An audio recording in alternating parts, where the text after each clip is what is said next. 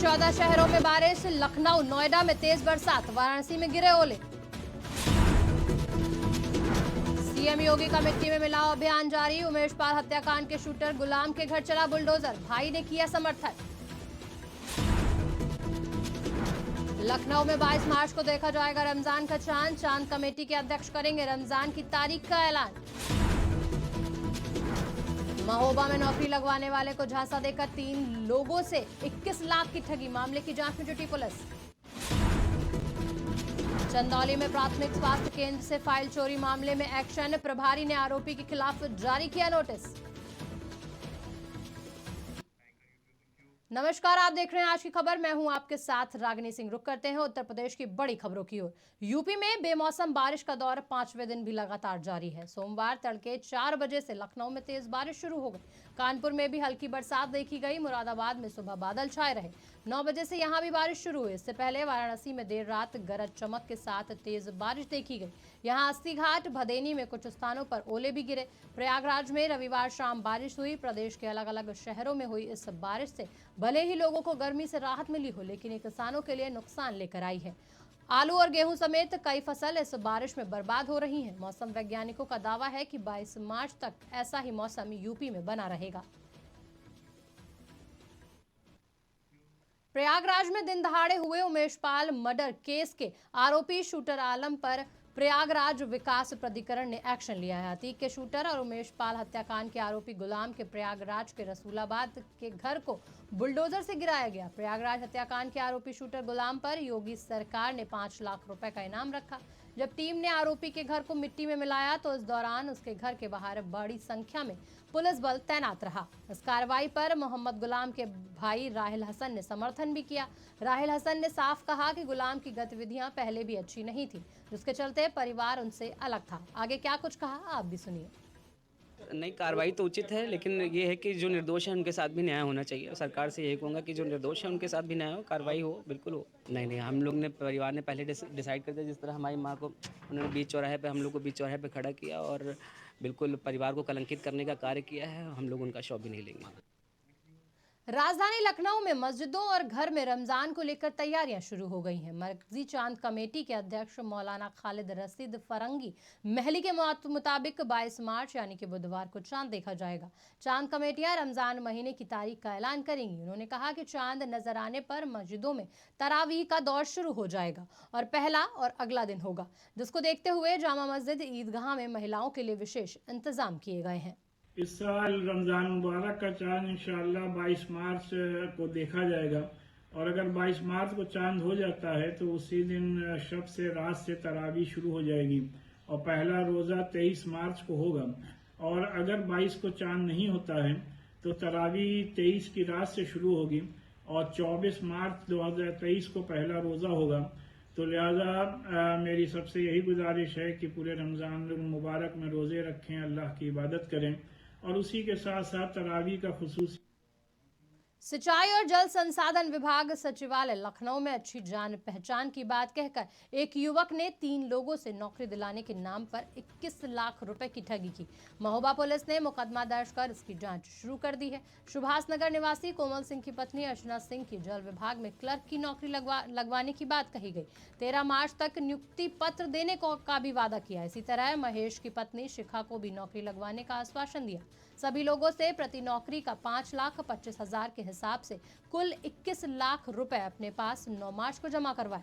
कोमल सिंह ने बताया कि वो 10 मार्च को कानपुर चला गया और 11 को वापस आया और कहा कि 12 मार्च की रात सभी लोग साथ में चलेंगे और 13 मार्च को नियुक्ति पत्र दिया जाएगा। कोमल सिंह की सूचना पर पुलिस ने रॉबिन सिंह यादव उर्फ आशीष के विरुद्ध धोखाधड़ी का मुकदमा दर्ज कराया है, जिसकी जाँच शुरू कर दी गई है। कोमल सिंह एक व्यक्ति द्वारा पुलिस अधीक्षक महोदय के समक्ष पेश होकर के प्रार्थना पत्र दिया गया है, जिसमें एक मुलजिम जो रॉबिन सिंह नाम पता अज्ञात के नाम से प्रार्थना पत्र पड़ा है, जिसमें पुलिस अधीक्षक महोदय के आदेश पर FIR दर्ज कर दी गई है सुसंगत धाराओं में और उनके निर्देश पर ही टीम गठित कर दी गई है। खबर चंदौली से है, जहां चहनिया प्राथमिक स्वास्थ्य केंद्र में वार्ड बॉय ने ताला डालकर फाइल चोरी करने का आरोप लगाया गया था, जिसमें प्रभारी चिकित्सा अधिकारी डॉक्टर रितेश कुमार ने जांच के निर्देश दिए थे। जांच में आरोप सही पाया गया, जिसकी विभागीय कार्रवाई हेतु रिपोर्ट मुख्य चिकित्सा अधिकारी को सौंपी गई। मुख्य चिकित्सा अधिकारी ने कार्रवाई करने के कड़े निर्देश दिए हैं। एक्चुअली मैं छुट्टी गया था, वापस आया तो ताला खुला तो उसमें कुछ रंग वंग लगा था, ऐसा संदिग्ध हुआ, टूटा हुआ पाया गया था, लटके मतलब हल्का हुआ था। बाद में स्टाफ को लाके मैंने देखा, फाइल में देखी, उसमें एक फाइल जो थी वो नहीं मिल रही थी, और उसके बाद मैंने सूचा दी, थाने में सूचा दी, बहुत आया। चोरी में कुछ फाइलें गायब हुई थी, हमने FIR कराया थाने से, वहाँ से जांच टीम आई थी, जांच टीम करके पता लगाई कि कौन ले गया है, और हम लोग को पता चल गया। उस पर आगे हमारे जो ऊपर उच्च अधिकारी लोग बैठे उनको अवगत कराया जाएगा, और जो इस पे होगा विशेष उस पर कार्रवाई की जाएगी। जिले के साधन सहकारी समितियों पर गहमागहमी के बीच आज सभापति और उपसभापति का चुनाव किया गया। कड़ी सुरक्षा के बीच साधन सहकारी समिति का चुनाव संपन्न हुआ। अधिकतर स्थानों पर निर्विरोध रूप से सभापति चुने गए। चंदौली में बीजेपी प्रत्याशी बनवारी पांडे निर्विरोध अध्यक्ष बने। बनवारी पांडे के नाम की घोषणा के बाद समर्थकों और शुभचिंतकों में खुशी की लहर देखी गई। समर्थकों ने फूलमाला पहनाकर उनका स्वागत किया। इस दौरान विजेता पदाधिकारियों को प्रमाण पत्र भी दिए गए। यहाँ पे आया हुआ था और यहाँ पर अध्यक्ष पद के लिए एक पर्चा दाखिल हुआ और उपाध्यक्ष के लिए भी एक पर्चा दाखिल हुआ, और अध्यक्ष के लिए बनवारी पांडे निर्विरोध निर्वाचित किए गए और उषा जी भी उपाध्यक्ष के लिए निर्विरोध निर्वाचित किए गए। चुनाव संपन्न हुआ और इन लोगों को प्रमाण पत्र। अमरोहा में सड़कों पर घूम रहे आवारा पशु लोगों की मुसीबत बन रहे हैं। आवारा पशुओं आए दिन लोगों पर हमला करते हैं। आज जो आवारा पशु ने बाइक सवार पिता पुत्र पर हमला किया, जिसमें बेटे की मौत हो गई और पिता गंभीर रूप से घायल है। घायल पिता को निजी अस्पताल में भर्ती कराया गया, जहां उनका इलाज जारी है। पूरा मामला अतरासी हसनपुर मार्ग के गाँव घरोट का बताया जा रहा है। यूपी के महोबा में नई नवेली दुल्हन शादी के 4 दिन बाद ससुराली जनों को दूध में जहर देकर लाखों के जेवरात और नकदी लेकर फरार हो गई। घटना की सूचना मिलते ही परिजनों में हड़कंप मच गया। नई नवेली दुल्हन का पैसों से भरा बैग लेकर बाहर निकलने का सीसीटीवी फुटेज कैमरे में कैद हो गया। वहीं पीड़ित ससुराल जनों की तहरीर के आधार पर पुलिस ने मुकदमा दर्ज कर चालबाज दुल्हन की गिरफ्तारी के प्रयास तेज कर दिए हैं। थाना चरखारी क्षेत्र के करियाना मोहल्ला निवासी अरविंद सेन द्वारा कल दिनांक 18 मार्च को थाना चरखारी पर लिखित सूचना दी गई कि उसने छोटी चंद्रिका मंदिर महोबा पर सोनभद्र निवासी महिला से विवाह किया था। यह विवाह उसके मित्र हरदयाल, जो कि रिवई का रहने वाला है, ने कराया था। हरदयाल की ससुराल भी सोनभद्र में है और उसके साले के माध्यम से ही यह शादी की गई थी। उसकी पत्नी दिनांक 17 मार्च की रात्रि में, जब घर के सभी परिवारीजन सो रहे थे, बिना बताए घर से कहीं चली गई है और स्त्री धन और 1800 रुपए आदि ले गई है। इस संबंध में दी गई सूचना पर गुमशुदगी रिपोर्ट दर्ज करके आवश्यक कार्रवाई की जा रही है। यूपी के सोनभद्र में रॉबर्टगंज नगर पालिका ने कूड़े से निकलने वाली सड़ी गली सब्जियों से जैविक खाद बनाई है, जिस खाद को बेचकर नगर पालिका अच्छी कमाई कर रहा है। कूड़े से नगर पालिका को अब हर साल लाखों रुपए की आमदनी हो रही है। इस पैसे को नगर पालिका क्षेत्र के विकास कार्यों में खर्च करने की बात कही गई है। अधिशासी अधिकारी विजय कुमार यादव ने बताया कि नगर के लोगों के साथ उद्यान विभाग और नर्सरी में अब तक 60,000 रुपए से ज्यादा की जैविक खाद बेची जा चुकी है। अगर नगर पालिका से 10 किलोमीटर के एरिया तक का किसान ये जैविक खाद लेना चाहता है तो उसे 500 रुपए प्रति ट्रॉली होम डिलीवरी उपलब्ध कराई जाएगी। देखिए, नगर पालिका द्वारा जो खाद बनाने की बात आप कर रहे हैं, तो ये हमारा सेंटर का संचालन कराया जा रहा है।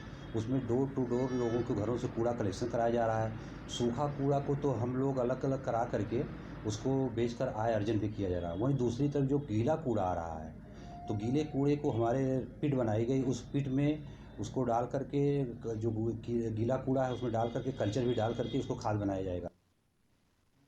महोबा में हिट एंड रन का एक मामला सामने आया। अनियंत्रित कार सवारों ने सड़क किनारे सब्जी बेच रहे 3 पटरी दुकानदारों को रौंद दिया।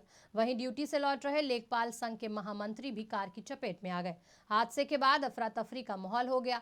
घटना का वीडियो भी सीसीटीवी कैमरे में कैद हो गया है। इस हादसे में 4 लोग घायल हुए हैं, जिन्हें जिला अस्पताल में भर्ती कराया गया। शहर के अंदर हिट एंड रन की सूचना मिलते ही डीएम और एसपी सहित अन्य अधिकारी मौके पर पहुंचे। पुलिस ने घटना को अंजाम देकर भाग रहे एक आरोपी को दबोच लिया है, जबकि दूसरा कार सहित फरार हो गया है। अभी एक हिट एंड रन का मैटर सामने आया है, जहाँ एक तेज रफ्तार गाड़ी ने 4 लोगों को घायल किया है। पुलिस मौके पर तुरंत ही पहुंच गई थी और चारों घायलों को जिला अस्पताल में भर्ती करा दिया गया है, जहां उनका इलाज चल रहा है। मौके से एक व्यक्ति को पकड़ लिया गया है। वह ये जो गाड़ी है जिसने ये टक्कर मारी थी, उसको ट्रेस आउट किया जा रहा है। बहुत जल्दी इनको पकड़ के कठोरतम पुलिस कार्रवाई की जाएगी। लाल रंग की कार ने किया है, उसको एक व्यक्ति पकड़ा था, जिसको ट्रेस किया जा रहा है, कौन सी कार है। उसके आधार पर जो है इसमें 4 व्यक्तियों का एक्सीडेंट हुआ, जिसमें एक हमारे विभागीय लेखपाल हैं जिनको ज़्यादा चोटें आई हैं, और उसका अभी जो प्रॉपर वीडियो कॉन्फ्रेंस से इलाज किया जा रहा है और साथ में सिटी स्कैन भी कराया जा रहा है, जिससे कि आगे कार्रवाई की जा सके। आवश्यकता पड़ती है तो। फिलहाल इस बुलेटिन में इतना ही। देश दुनिया की बाकी बड़ी खबरों के लिए देखते रहिए आज की खबर।